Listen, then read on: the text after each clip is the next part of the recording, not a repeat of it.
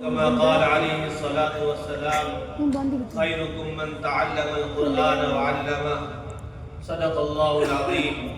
درود پاک پڑھے اللهم صل على محمد وعلى آل محمد كما صليت على إبراهيم وعلى آل إبراهيم إنك حميد مجيد.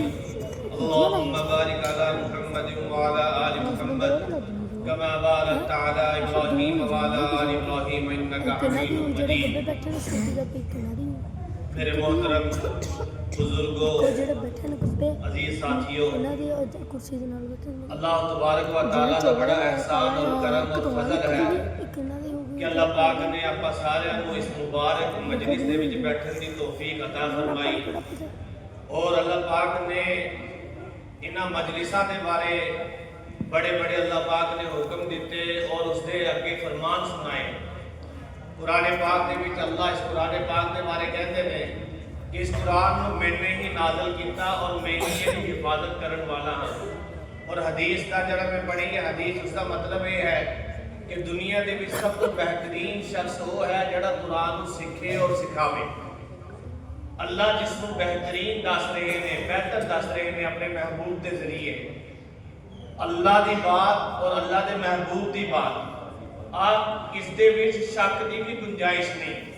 جس قرآن دی نسبت نال اج آپاں اورے بیٹھے ہاں، اس قرآن دے ذریعے اللہ نے دنیا دے اندر ہدایت پھیلائی ہے.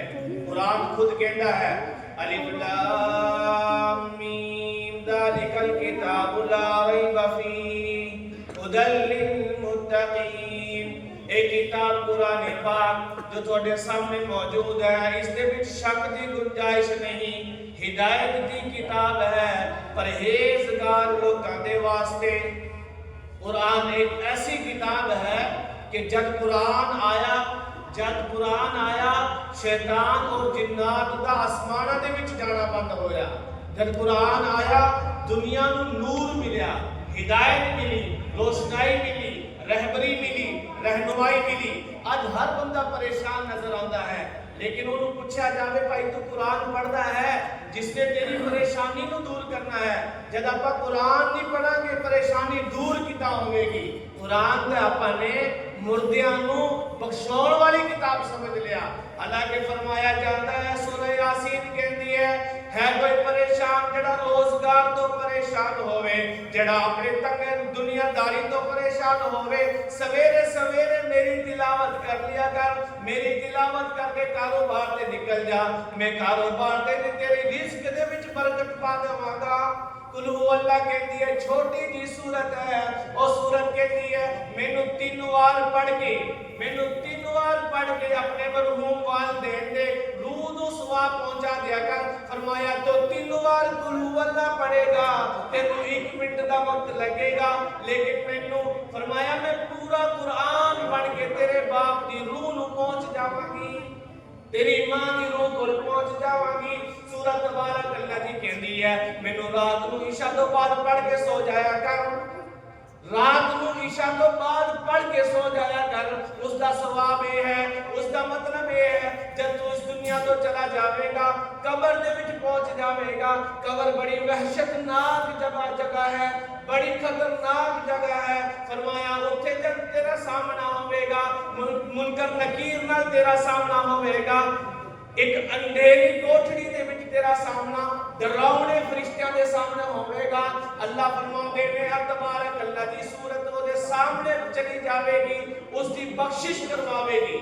قبر دے اندھیرے دے وچ اس دی بخشش دا فیصلہ کرواوے گی، کیونکہ اللہ دا فرمان ہے جو تبارک اللہ دی سورہ ملک رات کو پڑھ کے سو جاتا ہے اللہ قبر دے عذاب تو اس دی حفاظت کرواندے نے. آج آپاں بے وفا ہاں، قرآن وفادار ہے. آج قرآن وفادار، قرآن سانو چلن دے طریقہ دسدا ہے، کاروبار کرن دا طریقہ سکھاوندا ہے. آج آپاں نے قرآن تو دوری بٹ لی ہے. آئے تسی اپنے دل دے اوپر ہاتھ رکھ کے دسو کہ آئی مجلس کسے چوک دے وچ ہوندی، کسے چوراہے دے وچ ہوندی، کسے میدان دے وچ ہوندی، اوتھے گاجے باجے ہوندے، اوتھے ننگا ناچ ہوندا، اوتھے طرح طرح دے آئٹم پیش کیتیاں جاندیاں، طرح طرح دے ڈرامے بازی ہوندی. کنے لوگ ہوندے، کنے لوگ بھر کے آتے، ایک دوسرے کو فون کر کے بلاؤں. لیکن قرآن دی محفل ہے، چھوٹی جی محفل ہے.